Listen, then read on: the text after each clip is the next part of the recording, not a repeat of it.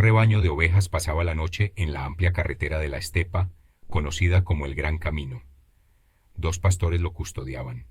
Uno, un anciano desdentado de 80 años y rostro trémulo, yacía boca abajo en el mismo borde del camino, apoyando los codos sobre las polvorientas hojas de un plátano.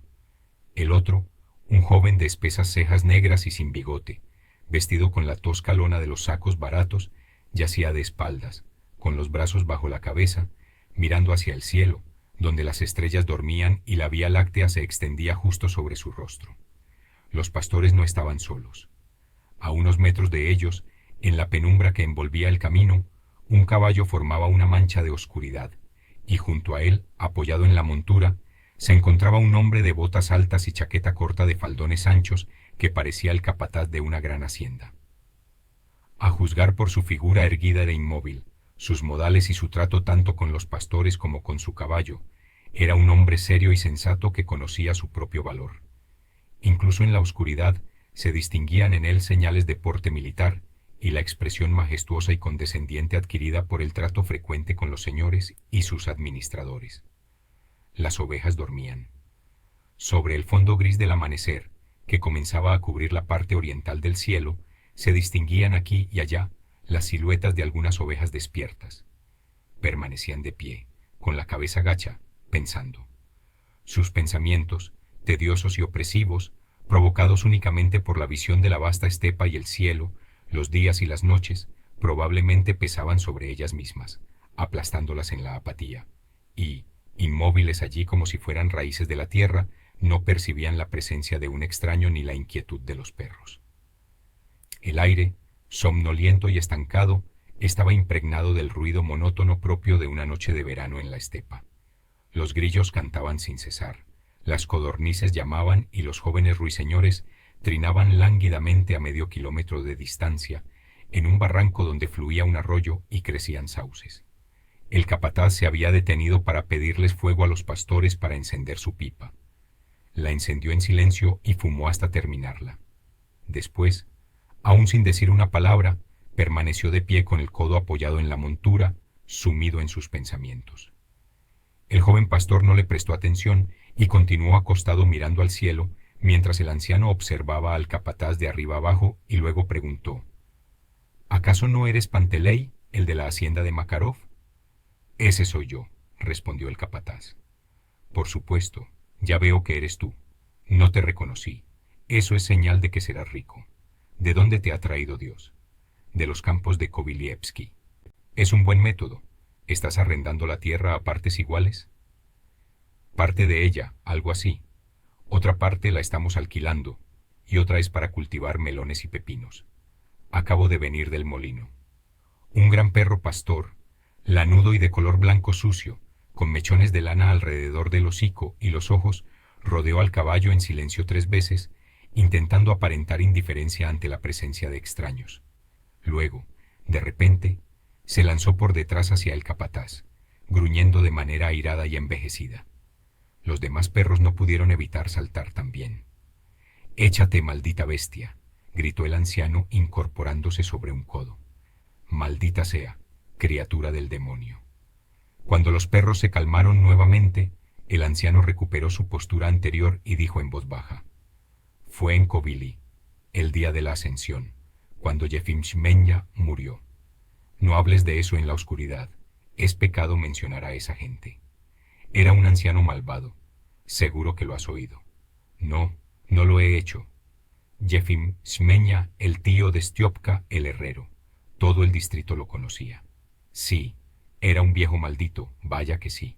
Lo conocí durante 60 años, desde la época en que el zar Alejandro, el que derrotó a los franceses, fue trasladado de Taganrog a Moscú. Fuimos juntos a recibir al zar difunto, y en aquellos años la gran carretera no iba a Bakhmut, sino de Saulovka a Gorodishche, y donde ahora está Kovili, había nidos de abutardas, en cada paso había uno. Ya entonces noté que Yefim había entregado su alma a la condenación, y que el demonio estaba en él. He observado que si un hombre de campo tiende a ser callado, se dedica a labores de ancianas y busca vivir en soledad, de ahí no puede salir nada bueno. Y Yefim, desde joven, Siempre fue de los que preferían el silencio y mirar de reojo. Siempre parecía estar amargado y erizado como un gallo delante de una gallina. Ir a la iglesia o a la cantina o divertirse en la calle con los otros jóvenes no era lo suyo. Prefería sentarse solo o susurrar con las ancianas. Cuando aún era joven, tomó trabajos de cuidar abejas y huertos. A veces, gente de bien pasaba por su huerto y sus melones zumbaban. Una vez, atrapó una lucioperca delante de todos, y ésta soltó una carcajada. ¡Ja! Así sucede, dijo Panteley. El joven pastor se volvió de lado y, alzando sus cejas negras, miró fijamente al anciano. ¿Escuchaste silbar a los melones?, preguntó. No los oí. El Señor me libró, suspiró el anciano, pero así me lo contaron. No es de sorprenderse. El demonio puede hacer que hasta una piedra silbe si lo desea.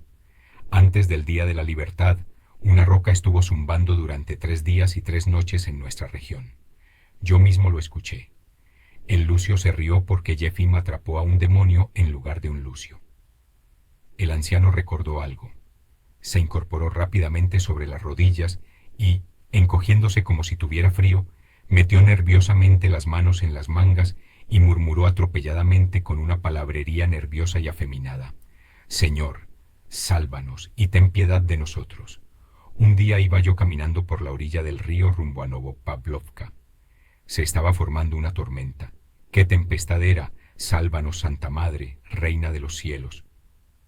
Apuré el paso todo lo que pude, cuando de pronto, junto al sendero entre los arbustos de espino, que en ese momento estaban en flor, vi que se acercaba un novillo blanco. Me pregunté de quién sería ese novillo y qué demonios lo habrían traído hasta allí. Se iba acercando, moviendo la cola y mugiendo. ¡Mu-u-u! Pero, amigos, ¿pueden creerlo? Cuando por fin me alcanzó y me acerqué, vi que no era un novillo, sino Jefim. Santo, santo, santo. Me persigné mientras él me miraba fijamente y murmuraba, mostrando el blanco de los ojos. ¡Y qué susto me dio! Seguimos caminando juntos, y yo tenía miedo de decir una sola palabra. El trueno retumbaba, el cielo se llenaba de relámpagos, los sauces se inclinaban casi hasta el agua. Y de repente, amigos míos, que Dios me fulmine si miento, una liebre cruzó el camino, corrió, se detuvo y nos dijo como una persona: «Buenas noches, campesinos». «Échate, bestia», gritó el anciano al perro lanudo que volvía a rodear el caballo. «Maldito seas». «Sucede», dijo el capataz, aún apoyado en la montura y sin moverse. Lo pronunció con esa voz hueca y sin tono que emplean los hombres cuando están absortos en sus pensamientos. «Sucede», repitió con tono profundo y convincente. «Uf, era un viejo desagradable», continuó el viejo pastor, ya con algo menos de fervor. 5 años después de la libertad, la comunidad lo azotó en la oficina y, para vengarse, él hizo caer la enfermedad de la garganta sobre todo Covili. Murió muchísima gente, igual que con el cólera. «¿Cómo envió la enfermedad?», preguntó el joven pastor tras un breve silencio. «Todos sabemos cómo es. No se necesita mucha inteligencia cuando hay voluntad. Jefim mataba a la gente con grasa de víbora. Es un veneno tan potente que basta con olerlo para morir, y no digamos si se ingiere la grasa». «Eso es cierto», asintió Panteley. En ese tiempo, los muchachos querían matarlo, pero los ancianos no lo permitieron. Nunca habría estado bien matarlo. Él conocía el lugar donde estaba escondido el tesoro, y nadie más lo sabía. Los tesoros de por aquí están encantados de tal modo que puedes encontrarlos y no verlos, pero él sí los veía. A veces caminaba por la orilla del río o por el bosque, y bajo los arbustos y las piedras aparecían pequeñas llamas, pequeñas llamas, pequeñas llamas como de azufre. Yo mismo las he visto. Todos esperaban que Jefim mostrara a la gente los lugares o desenterrara el tesoro él mismo, pero él, como dice el dicho, como el perro del hortelano, murió sin desenterrarlo ni mostrárselo a nadie.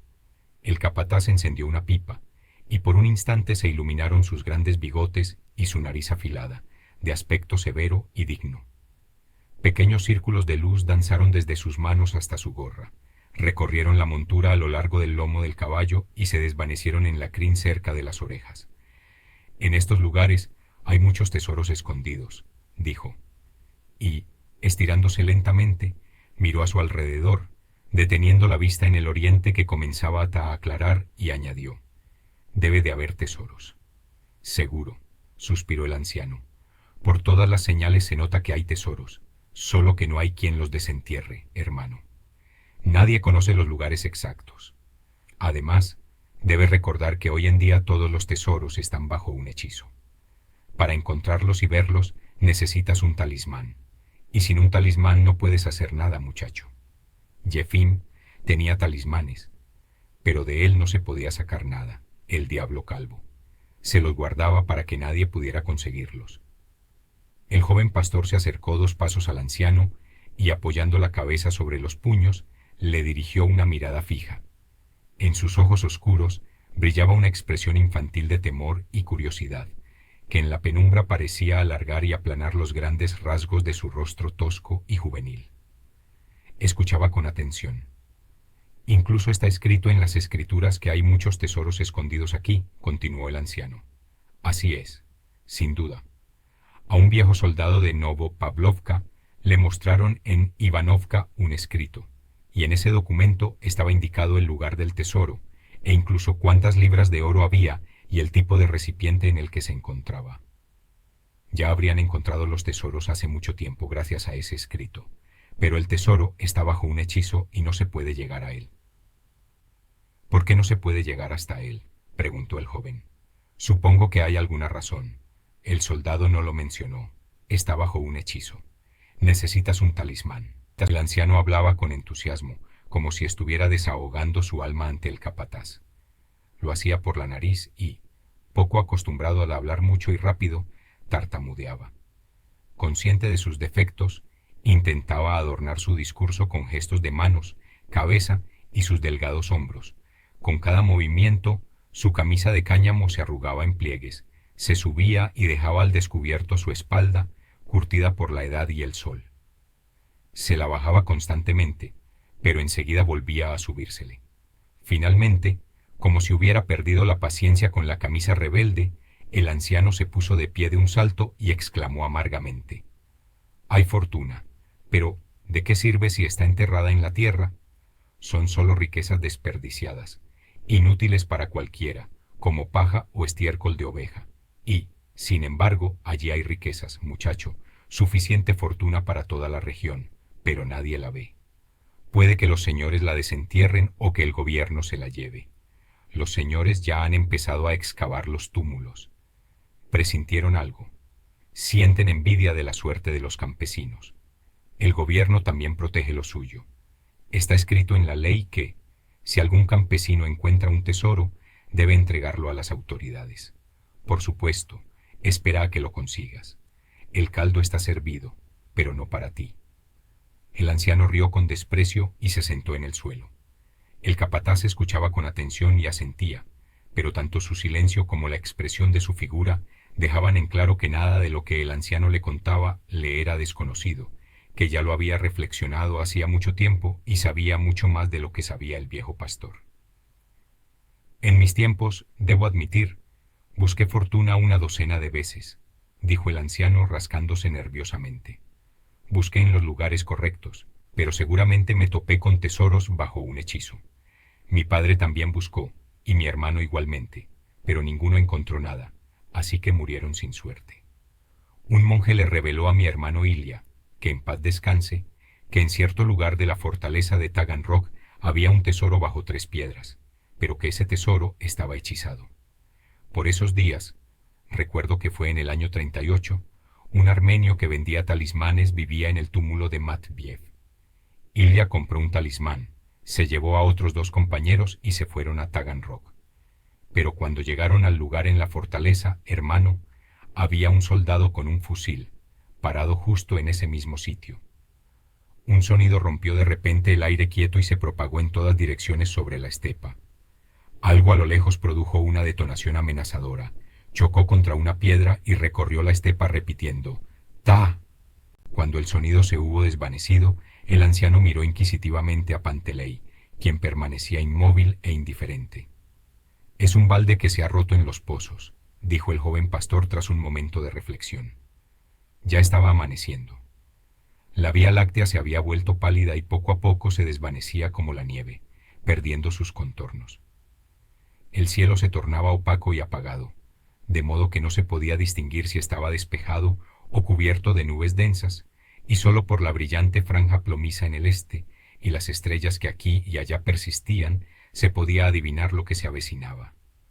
La primera brisa silenciosa de la mañana, que movía con delicadeza las euforbias y los tallos marrones de la hierba del año anterior, revoloteó por el camino. El capataz salió de sus pensamientos y movió la cabeza. Con ambas manos agitó la silla, tocó la cincha y, como si no pudiera decidirse a montar, volvió a quedarse quieto, indeciso. Sí, dijo, tu codo está cerca, pero no puedes morderlo. Hay fortuna, pero falta la inteligencia para encontrarla.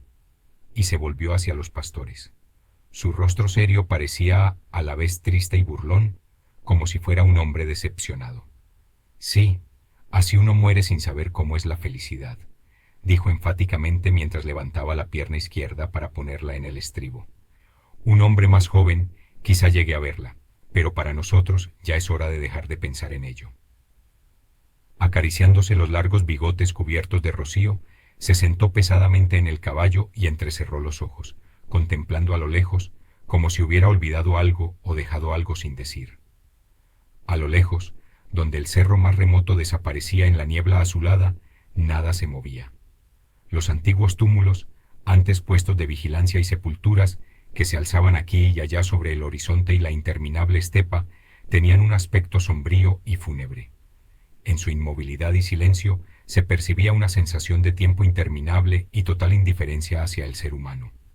Pasarían otros 1000 años, morirían miríadas de personas y ellos seguirían en pie como hasta entonces, sin pesar por los muertos ni interés por los vivos, y nadie sabría jamás por qué estaban allí, ni qué secreto de las estepas se ocultaba bajo ellos. Los grajos, al despertar, volaron uno tras otro en silencio sobre la tierra.